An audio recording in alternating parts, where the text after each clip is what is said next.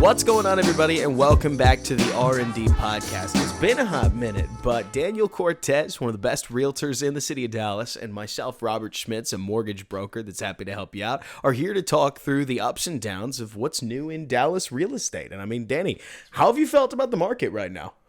I think everyone's kind of feeling the hit right now, right?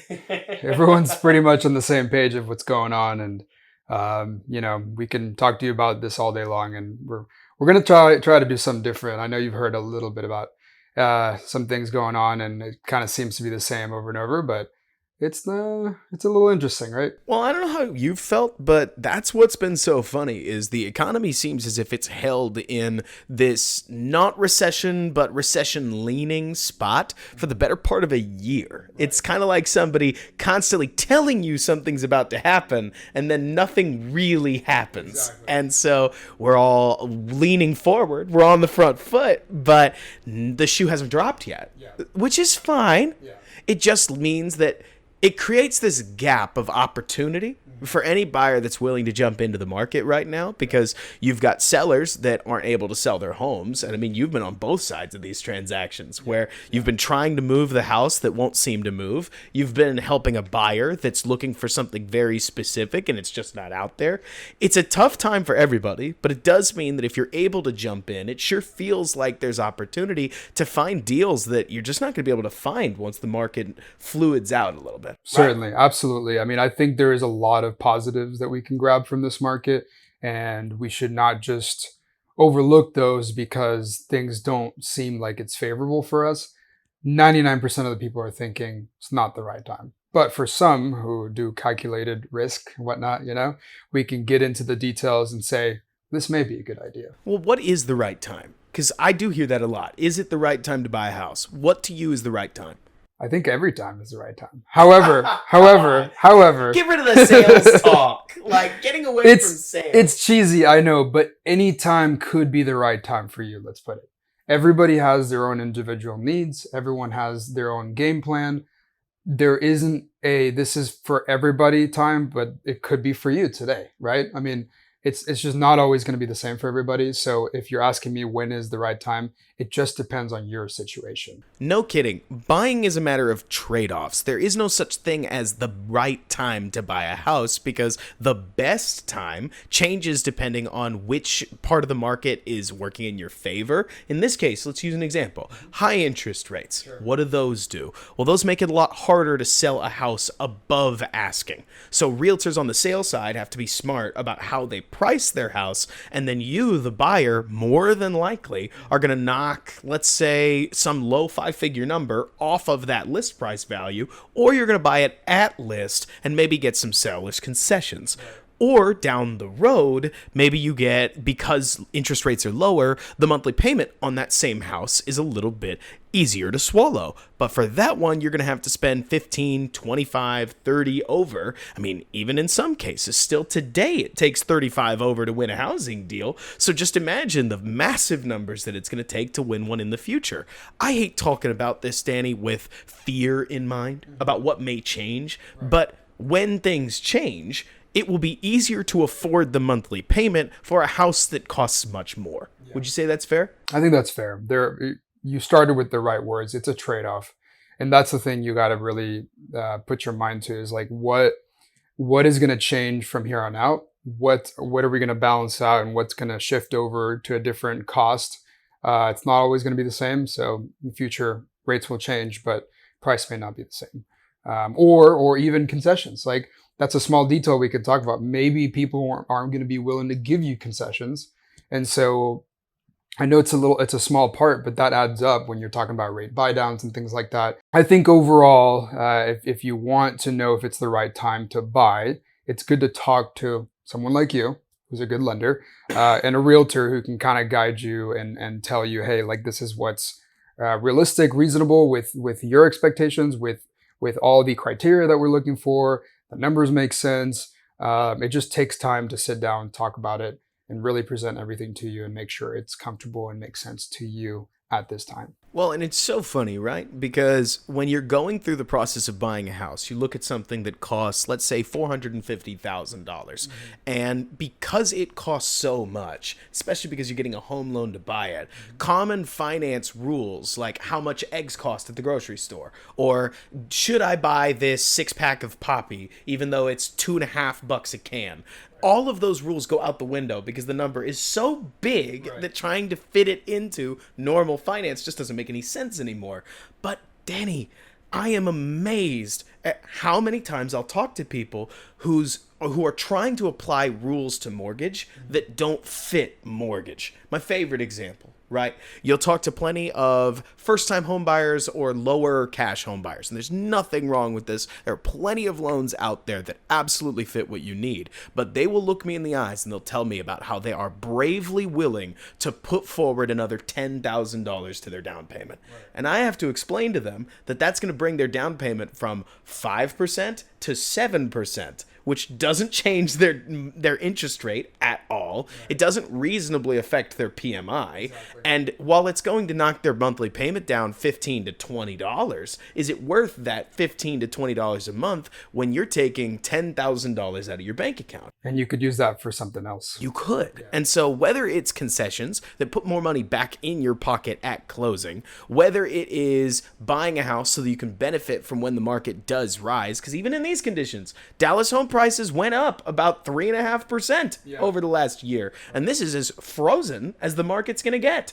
So this is what flat means to people. This is flat, which is, it's a tough conversation because you're talking about basically jumping off the high dive, right? We've all been there. It's scary up on the high dive. That's a long way down. But then you land in a market that's relatively stable when you look around DFW. Not a whole lot of people are losing money on a house, especially when you take the 5-year lens. But that's a big thing. Let's talk about it in a more granular setting. Let's use an example. Because Danny, this beautiful house that you just bought, how'd you buy it? A loan. Well, of course you got a loan. Where did your down payment come from? Right. I know where you're getting to. So I think the biggest thing people overlook is the first stepping stone to get into real estate, to get them to where I am now, right? Or whoever's buying their third, fourth home. It's all just steps along the way of life, right? So you use previous equity, previous wealth generating through appreciation. Maybe you bought a rental property and it did well as well. Yeah, it doesn't have to be primary, but still, it's money made from real estate to add up to make you more, real estate later down the road. I sold the condo. I got money out of that. Well, let's talk about buying the condo. Yeah. Okay. You bought the condo when? I bought it in 2022. For roughly 2021, what? End of 2021. For roughly what price? 272. And then a couple years later, you find a beautiful house in an area that you love, and it costs what? Around 550, 560. So almost double the price that you bought the original condo for. But at this point, your condo had gone up to what value? About 340. So all of a sudden, you take that roughly $70,000 to $75,000 you're able to clear from selling the condo, push it straight towards equity in your new house. And man, I remember this. It was well over a 5% down payment. You were able to use it to get the rate down from 7.25% down to like 6 flat, which sets you up great for both now and a future refinance. And you got a house you wanted. Correct. I mean, and you did it all because you were willing to make that original investment a couple years ago. Right. And was it easy jumping into that?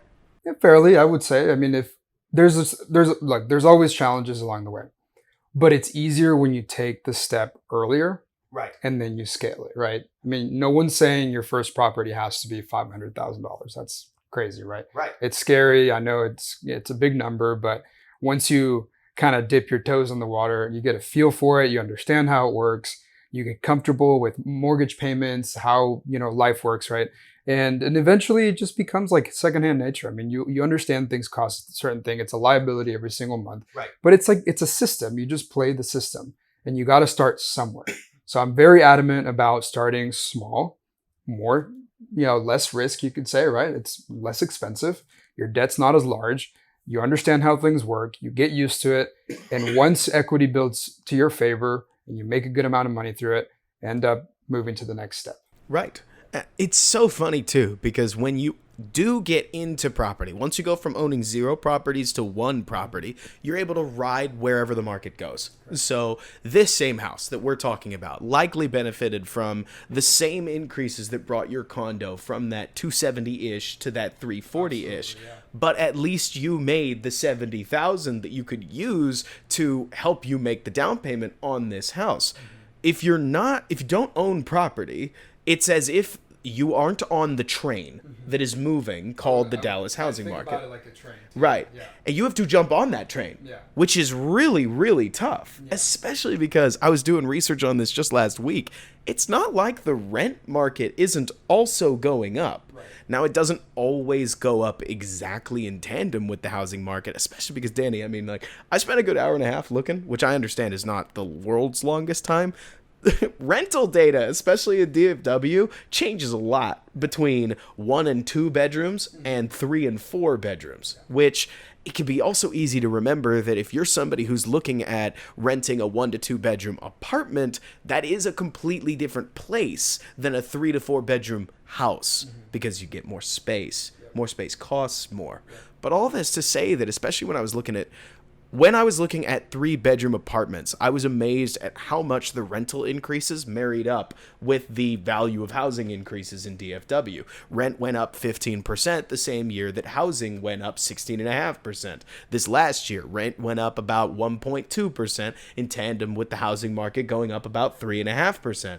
Housing value seems as if it gains a little more value than rental increases, but just because you're renting and saving, especially, Danny, because usually when you're renting and saving, you're hoping that you're able to pull together $15,000 or some number that is a huge number in normal people finance. Right. It's a huge number to me finance. Yeah. But in the world of how much down payment does that get you against a $400,000 house, that's closer to what, 3 to 4%? Like, it is incremental. And it's just so hard compared to potentially looking at your options on getting what you can with whatever you're able to and letting the house do a lot of the work to getting you to the next one. Sure. And then I believe we talked about this, but when you think about renting versus owning something, the payments you make, it's almost as if you're getting something back, right? Right. I can rent something for 12 months and I know there's value in renting. You're getting a place to call home and you're getting shelter. But when you own a house, at least some of it goes to principal. Right. And what that means, everyone, I think it's simple, but it's principal interest. Principal is money applied towards owning part of the house, right?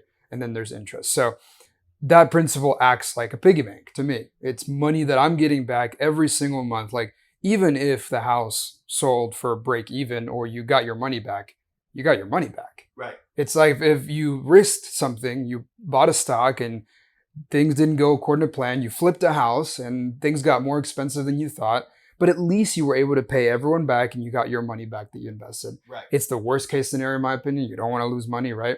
But at the same time, it's like, hey, it's money that you wouldn't have had renting somewhere else. And what's wild to me is the amount of money you stand to make if your investment in a home pays off, let's say reasonably, right? 5 years is a long time. And in those years, just like any investment that you've ever looked at, sometimes you'll make 1 to 3%. Sometimes you may jump up another 5 to 10%. Danny, I can only imagine what the market's going to do once rates get down to, let's say, 5.5%, something reachable, like within distance, but not immediately available. I bet you we're going to see a demand spike. Once we do, in, what do you think, 5 years' time, you think it's fair to assume that Dallas homebuyers should be able to expect their property to go up by about 20%? I would say maybe a little less because I'm not an expert, but I do follow a lot of the predictions, which we all know cannot always be accurate. And they're always rosy. Yeah. But in this case, they were very conservative and it looked like it was around 3 to 4, maybe 5 per year. So maybe best case, let's say 15 to 20%. Sure. I think that's reasonable. Which is massive. Yeah. I mean, especially then if you did want to buy a different house in a different area, that's a huge chunk of change that it's not as if you just came into that money, but it might have felt that way. And all you did to get it was manage the fact that if your washing machine broke, then yeah, you need to go fix your washing machine, which is a scary thing at the outset. But I mean, look, I'm just telling my own anecdotal homeowner story. I am amazed at how many of the homeowner problems that we talk about, the big ones you're going to find during inspection. Yeah. The big ones come up early. Yeah, you should. The little ones, like your refrigerator's making a weird noise that you normally ask the landlord for, have, in my experience, not been near as expensive as the value I'm generating out of owning a property. Absolutely. I mean, yeah, and I think there's multiple ways of also getting around to a larger problem. So I'm not talking go ahead and get a loan on something to get a brand new AC, but to be fair, on the long run, I think those kinds of things pay off, right? So I'll give you an example. That one condo we talked about, I had to fix stuff in it. You know, I paid my dues, but there's options out there that give you the flexibility to make the upgrades with financial assistance, let's just say, right? A lot of cool products are out there, especially for air conditioners, right? Windows, they'll advertise 3 to 5 years interest free. So it's kind of like a small little payment every month. And look, if that's not your thing, I get it, but it is a very reasonable option to get a brand new AC that's going to last you 20 years. Right. And if you add up the money, like what it costs to have an AC for 20, it's like pennies. To spend $5,000 on an AC, I mean, it's worth it. It's just sometimes we need to explore, hey, what kind of deals are out there? How am I going to afford it? There's a lot of ways you can go about it, and not just think like, oh my God, this is a brand new $10,000 AC. I get it. It's sticker shock, but it's not the end of the world. It's necessary upkeep for the home. It can add value. Come to sell it. My buyer that I worked with, he loved that there was a brand new AC. He loved that I had new floors in there. It was a benefit towards the end product that you have to envision later down the road.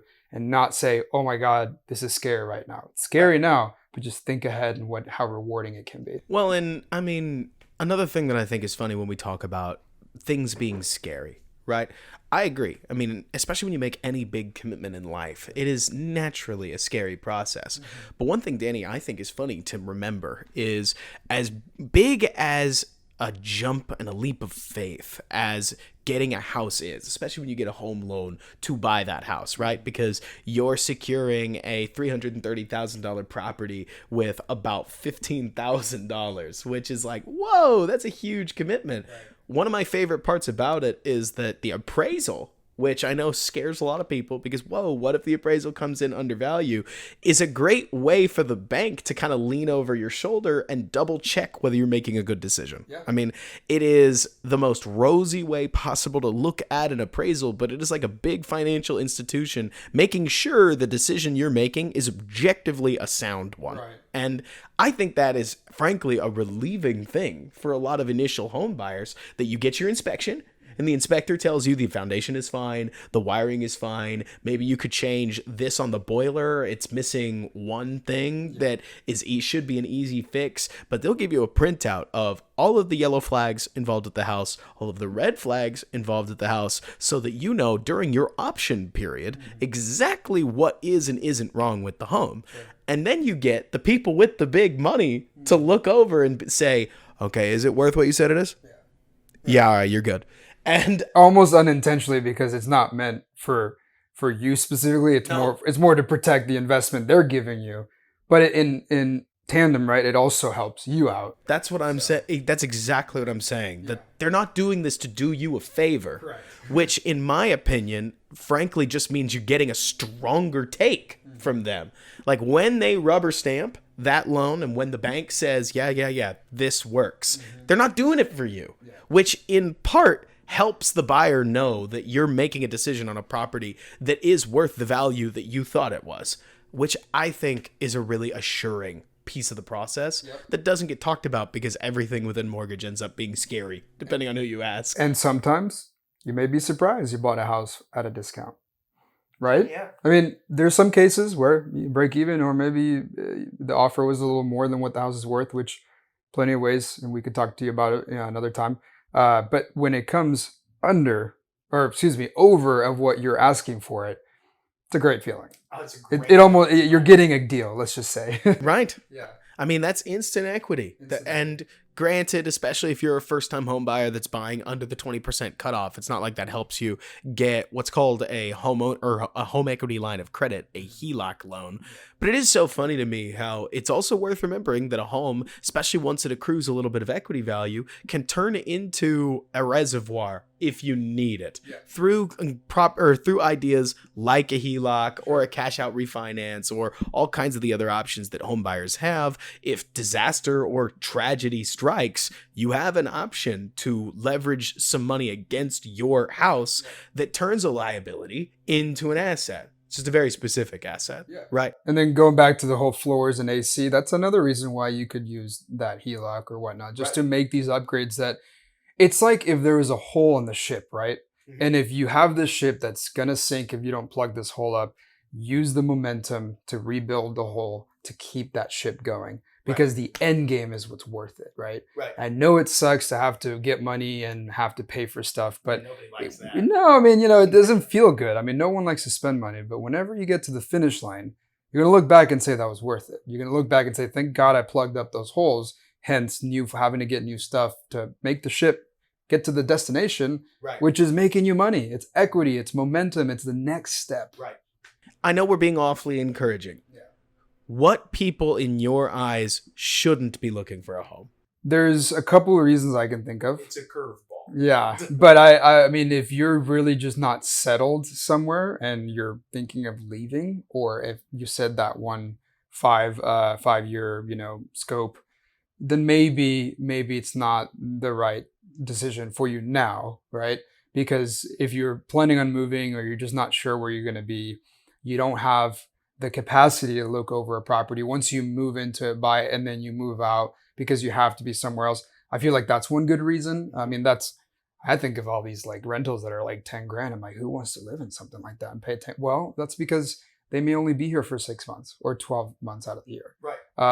Sure, there's an investment, right, where you can make it a vacation home. But my whole point is, it's just not worth it if you're just in and out of the city or whatever you're trying to do. The other thing is, if you think that you can get into a house and you're going to have zero liabilities and everything's going to be the same forever, it may be a little inaccurate, right? Like we just talked about the curveballs that can be thrown at you with home ownership. We're not going to sit here and lie to you that saying, oh, the only thing that's going to stay constant is the mortgage payment. It can, right? It can be very stable. But you're buying a used house. You're buying something that naturally is going to break down, right? It has a useful life. And if you're just mentally, if you're just not comfortable with that, then I wouldn't want to put anybody in the position where they're like, this scares me, right? Let's get more comfortable into a place where like whenever you're ready and whenever you've thought of all these through, maybe you have the reserves for it and you can accommodate these things that come at you with home ownership, then yeah, maybe that's another better time for you. But those two things really come in mind to me, just being prepared, right? And also the right time of being here for it. And hopefully a little bit of a midterm, right? Several years for it to pay off. I end up a biased person in a lot of these conversations because we bought our first house, me and my wife, when we were 3 to 4 months pregnant. So we bought our home just after finding out that we were pregnant, moved into that home, settled it. I started a new job all at the same time, and we ended up really happy with the fact that we did this for 3% down, the literal minimum of as cheap as you're going to buy a house without down payment assistance. And we love that we did. I mean, not only have we gained, I'm not going to go too crazy over 3% house value, but we doubled our square footage. We had space to raise our baby in, and we feel settled in a way that I never felt settled when I was renting. I mean, I don't know if you felt this way, but not only can rent go up, but you'll end up in some spots where rent goes up high enough that you have to move to a different apartment complex. Then you're paying $500 to $800 per year to move all your stuff, which takes an entire weekend out of your life. I mean, it's a bunch of little things that you don't think that hard about because you don't like thinking about them when you're renting. And then, Danny, it's funny because even as you were answering this, I was thinking about that person who's out of town all the time. Let's say they work a consulting job and they're traveling constantly. And if you're in a market like Dallas, Fort Worth, you're probably still going to make money off of simply owning the house in the long term. If you're tiding along and you've got next to nothing in savings, and the moment that you need a new roof, that premium increase that you're going to get from your insurance company might bite you a little too hard. Yeah. Maybe it's a little too risky. Yeah. But I don't know. I'm not going to go so far as to say most people aren't in that spot. It's more that I think the stakes are a little lower than I think people realize, especially because year-to-year instability just does a lot. I don't know if you felt that way when you were in the rental world, but I felt like not knowing exactly where we were going to be. Yeah. I mean, that weighed on me. And not having to get into accidents in the parking garage, which I'm not even kidding. Some people don't know how to drive on those. Yeah, we all know there's issues with apartments, right? Well, and I'm going to use an example of, because it reminded me of the person that I bought this house from. It's funny you say people that are going out of town, stuff like that. The person that owned this house, not only did they get lucky in a market where you could just sit there and make money off a house sitting there, but somebody who was traveling all the time, busy with work, rather new to the game, right? So he's a very, very new person to real estate, first time buyer, and let's just say they weren't ready to be homeowners. Thank goodness they were in a situation in the right time, the right place to come out of it with the gain. But the issue is when you have the mentality saying, "Oh, I can do that," or it can always kind of happen. That's when it gets pretty dangerous. There's no certainty in real estate. This person got lucky. Let's put it simple. He bought a house, wasn't ready for it. I then came in, got him out of that situation. We both, I think, got a good deal out of it. But I use them as an example because if it was not a market that it was for him, let's just say, they would have been in trouble. The house could have been a liability to him. And having a house like this is no joke, right? We took a long time and a lot of effort to get here, and to just buy an asset like that and thinking that it's going to work out without having a plan and having dedicated a little bit of time to your investment can be kind of risky, right? You have to really think through and talk to people like a mortgage person like Robert and I as a real estate agent that can help guide you, but also make sure that you are going to make a right decision, because you are right. There's people out there that may not be the right time to buy right now. And I'm glad you asked me that, because it's true. We're not always here to say, you should buy, right? As much as I want to have everyone be a homeowner, it can be tough. That's a great way to put it. As much as I would love everybody to be a homeowner, and as much as I see major opportunity here, you and I aren't going to lie to people. If we're talking to somebody and it does not seem like it's the right time for them to buy a house, and we see that borne out in not only the numbers, but their thinking, I like to think we will tell people, and I know I've told people plenty of times in my life, are you sure you're ready for this? Yeah. But on the other hand, I'm amazed at how many people will come to talk to me and they'll say, is this enough? And I tell them, oh yeah, absolutely. That's well enough, especially because I don't know if people realize. So when you talk about first-time home buyer perks, right? They're not what they used to be. Yeah. A while ago, mortgage changed the definition of a first-time home buyer to a person who has not tried to buy a house within the last 3 years. And Danny, I imagine you can understand how many people fall into that definition that aren't just first-time home buyers. Right. So because of that, simple things like grants across the board or major cuts to this, that, and the other, they kind of went by the wayside. Yeah. But what didn't go by the wayside is income-based loans like the Home Ready, Home Possible program by Fannie Mae, Freddie Mac that cut out all of the penalties that you might have within a standard rate and lower your PMI to where if you don't make above a certain amount of money, talk to me. I don't want to just talk about it now. You qualify for something that ends up saving you quite a bit of money. Yeah. It depends on where you live and what the average medium income is in that place. But it even means that if you make $65,000, $70,000, $75,000, $85,000 a year, you may get a much cheaper rate than the person across the street that makes $95,000, $100,000, $110,000. Doors are open for you that you may not realize are open. Absolutely. And that's why you want to be open-minded and explore your options with someone who does this for a living, right? I mean, We all like to be experts in today's world. We love to go on the internet. I like to do it myself. I'm biased, right? I mean, I want to make sure that I'm educating myself and I'm doing the research. But in real estate, I've learned one thing, and really in life, right? I mean, not just real estate, I should say.